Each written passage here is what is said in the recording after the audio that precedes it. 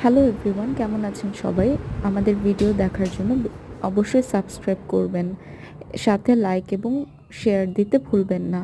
আজকে আপনাদেরকে দেখাবো একটি খুব মজার ভিন্ন রকমের শরবত। শরবতটি হচ্ছে আনারসের ঝাল মিষ্টি শরবত। এই ঝাল মিষ্টি শরবতটি তৈরি করার জন্য আপনার লাগবে একটা আনারস, চিনি, কাঁচামরিচ, লবণ এবং ঠান্ডা পানি। সব কিছু এক ব্লেন্ডারে দিয়ে ব্লেন্ড করে পানি ফেলতে হবে।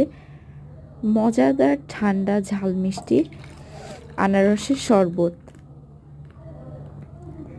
এই শরবতটি আপনারা ফ্রিজে রেখে টানা 2-3 দিন খেতে পারবেন।